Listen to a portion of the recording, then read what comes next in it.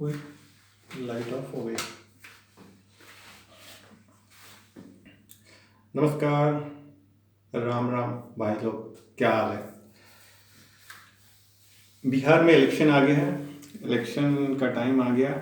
और कल जो है मैं जो है सुन रहा था अ, नीतीश कुमार के भाषण सुन रहा था। हम्म, उनके भाषण से एक चीज़ तो मुझे एहसास हो गया, मतलब मैं किसी पार्टी उटी का नहीं हूँ, ये तो मैं क्लियर कर दूँ पहले शुरू से ही। और ना मैं इंडिया में रहता हूँ, मैं इंडिया से बाहर रहता हूँ, इसलिए इंडिया के पॉलिटिक्स पे नज़र रहती है मेरी। पर क्योंकि मेरे फ्रेंड्स और सब लोग तो वहीं हैं ना, तो रहती है। पर जो मैं पर मेरे ख्याल से जो इंडिया में लोग रह रहे हैं उनका उतना ज़्यादा इंटरेस्ट नहीं होता होगा जितना मेरा इंटरेस्ट होता होगा इंडिया के जितने भी भाषण और ये सब होते हैं ना उनको सुनने के लिए। इस तरह हम लोग हिंदी थोड़ा बहुत सुन लेते हैं। तो इसी चक्कर में कल मैं नीतीश कुमार का भाषण सुन रहा था, तो एक चीज़ तो यहाँ पे एहसास हुआ कि बंदे के पास जो है एजुकेशन, जो एजुकेशन जिसे कहते हैं ना, पढ़ा लिखा बंदा है। और सही बात है, वो इंजीनियर, भाई इंजीनियरिंग किया हुआ बंदा है, तो उसे उसके भाषण से भी लग रहा था कि भाई कोई ऐसा बंदा है जो कि पढ़ा लिखा है। तो ये यहाँ पर टच किया मुझे। उनके भाषण में मैंने जो भी सुना काफ़ी अच्छा रहा, क्योंकि शुरू की जितना भी उन्होंने भाषण में जितना कुछ बोला वो मुझे काफ़ी इम्पैक्ट, अब ये साइकोलॉजिकल इम्पैक्ट कहेंगे या रियल में ऐसा हो रहा है। रियल में मतलब जो भी उन्होंने डाटा प्रेजेंट किया, जो भी मतलब जो भी बोला डाटा वगैरह देते हुए, जस्टिफाई करते हुए, तो एक तो दो ही चीज़ हो सकता है, या तो ये सब चीज़ें साइकोलॉजिकल की जो ऑडियंस है, मतलब जनता है, उस पर साइकोलॉजिकल इम्पैक्ट पड़े। पर रियलिटी में हो रहा है कि नहीं हो रहा है किसको पता है, वो तो पता उन्हीं को है जो कि वहाँ पे रह रही है। जनता जो वहाँ बिहार में रह रही है उसको पता होगा कि रियल में क्या हुआ है। हाँ, सुनते हुए, भाषण सुनने से थोड़ा सा साइकोलॉजिकल पड़ता है कि इन्होंने ये अब किया है और इन्होंने डाटा के साथ जो है प्रेजेंट कर रहे हैं ये, जो कि और दूसरे नेता जो होते हैं वो नहीं करते हैं। वो जो है बस कुछ भी बोल दो, मतलब भड़काने वाला कुछ भी बोल दो कि हिंदू मुस्लिम और क्या क्या जो है ये वो ऐसे वैसे। हाँ, पर जो सोशल समस्याएं हैं उन पे बात नहीं करते हैं।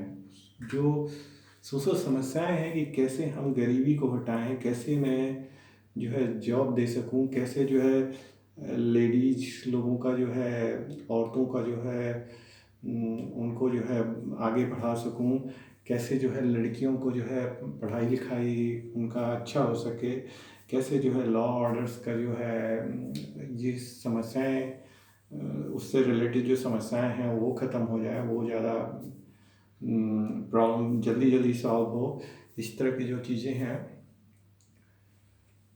तो इन मामलों में मैं बोलूँगा कि नीतीश कुमार का जो भाषण था वो काफ़ी इम्पैक्ट डालने वाला था। और मैं तो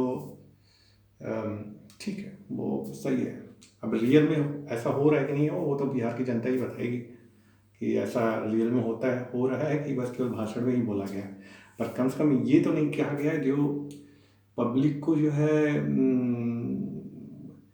क्या बोलेंगे, मतलब ऐसे मुद्दे पे लाके ऐसे मुद्दे देना कि पब्लिक जो है इमोशनली जो है भड़क जाए, ऐसे जो होता है कि ऐसा कुछ कहो कि ताकि यार पब्लिक भड़क जाए और इमोशनली, ऐसा नहीं हुआ, ये ठीक है। अब राष्ट्रीय जनता दल की बात करें, आरजेडी है, लालू यादव की जो पार्टी है, लालू यादव जी की पार्टी, मैं बिहार में नहीं रहा हूँ, पर लोग मुझे बताते हैं कि जब उनकी जो है गवर्नमेंट थी, तो प्रॉब्लम जो है बिहार में काफ़ी ज़्यादा था। अब काफ़ी सुधार हो गया है। पहली बात तो ये। दूसरा बात, मुझे लालू यादव के विषय में, मैं ऐसा नहीं हूँ, उनके अपोज नहीं करता, मैं एडमायर हूँ कि भाई एक बंदा जो है इतने नीचे लेवल से आके फिर उसने जो है पार्लियामेंट में रहा, फिर उसके बाद प्रधानमंत्री रहा। कुछ ना कुछ कैपेसिटी है, तभी ने उन्होंने किया। पर उनकी एक चीज़ मुझे अच्छी नहीं लगी। जानते क्या अच्छी लगी? कि अपने दोनों बच्चों को उन्होंने पढ़ाया नहीं। क्या, क्यों नहीं पढ़ाया भाई? क्या आपके पास पैसे नहीं थे या कुछ और चक्कर था? क्या आपने ये सोचा था कि ये जो है बच्चे जो है आगे पढ़ा के लिखा के क्या होगा, ये तो आगे जाके नेता ही बनेंगे, लोगों को मूर्ख बनाएंगे? हाँ, इसलिए किया। तो मुझे लगता है कि लालू यादव जी से मुझे ये इस बात की शिकायत रहेगी। और मैं तो कभी मिलने वाला नहीं। अगर कभी मैं मिलूँ उनसे तो मैं ये बात पूछूंगा कि ऐसा क्या चक्कर हुआ कि आपने अपने दोनों बेटों को पढ़ाया लिखाया नहीं?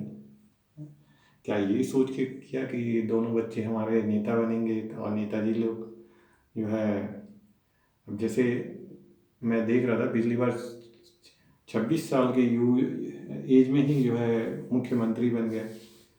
अब यहाँ लोग जो है पूरी ज़िंदगी भर लगे रहते हैं। ज़्यादा एक्सपीरियंस होल्डर वाले होंगे, ज़्यादा वो, मतलब।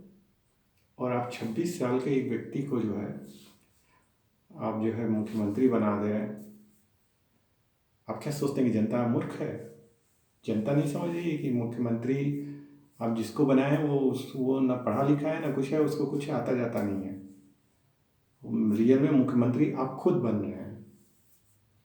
उसको बस केवल जो है एक पुतले के रूप में वहाँ पे बैठा देंगे, पर रियल में आप खुद जो है वो पावर अपने हाथ में ले रहे हैं।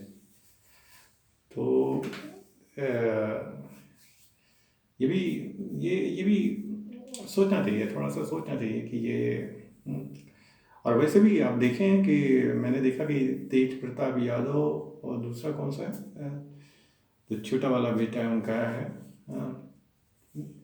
तेज प्रताप यादव है, क्या नाम है, तेजस्वी यादव। तेजस्वी यादव।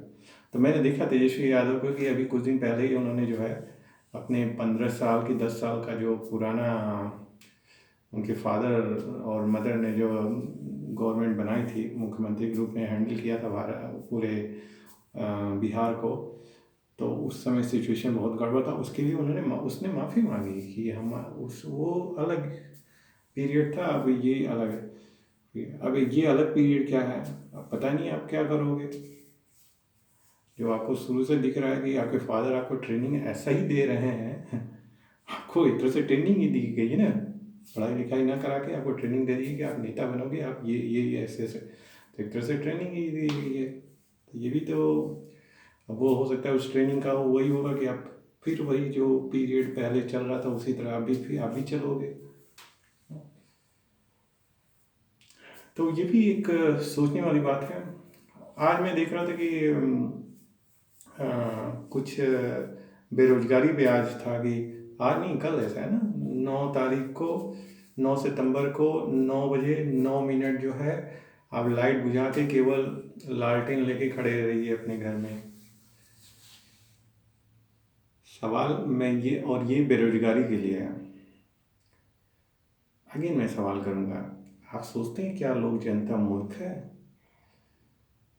इंदिरा गांधी ने बोला था गरीबी हटाओ, फिर उसके बाद और नेता लोग बेरोजगारी हटाओ, तो और पता दूसरे।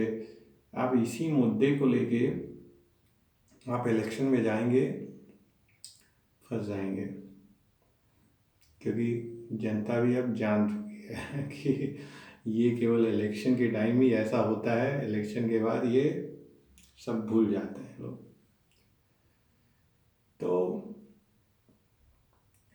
कुछ मतलब अभी तक जो भी मुद्दे मैंने देखे हैं कि तेजस्वी यादव या तेज प्रताप यादव की तरफ से। तेज प्रताप यादव की तो मैं बात नहीं करूँगा क्योंकि वो डिफरेंट हैं। पर तेजस्वी यादव का जो भी मैंने देखा है अभी तक, तो उसमें मुझे ये समझ में आया कि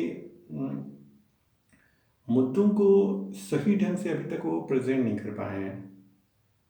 अभी तक उसमें जो है फेल हुए हैं। तो मुद्दों को आप प्रेजेंट कीजिए, पर कुछ एनालिसिस करके पूरा डाटा के साथ कीजिए, उसका इम्पैक्ट ज़्यादा पड़ेगा। उसको ज़्यादा लोग समझने की कोशिश करेंगे। बस केवल बोल देना, उससे कोई फ़र्क नहीं पड़ने वाला। उससे क्या अब अब जनता भी थोड़ी अब पढ़ी लिखी हो गई है, अब थोड़ा समझ जाती है जनता। तो थोड़ा हमारे ख्याल से इम्प्रूव करना चाहिए थोड़ा सा। डाटा के साथ अगर बोले ना तो उसमें ज़्यादा इम्पैक्ट पड़ेगा। चलिए, अब क्या बोलें बिहार के विषय में। और बिहार इलेक्शन है। अब इलेक्शन में देखिए क्या होता है, कि कौन जीतता है, कौन सी पार्टी जीतती है। पर मैं तो बिहार की जनता को यही कहूँगा कि भाई आप अपने अपने अराउंड सराउंडिंग में आप देख लीजिए कि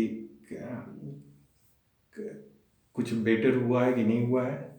अगर बेटर हुआ है, मतलब इम्प्रूवमेंट हुआ है, तब तो जो गवर्निंग सरकार है, जो इस समय गवर्न कर रही है, उसको दीजिए वोट।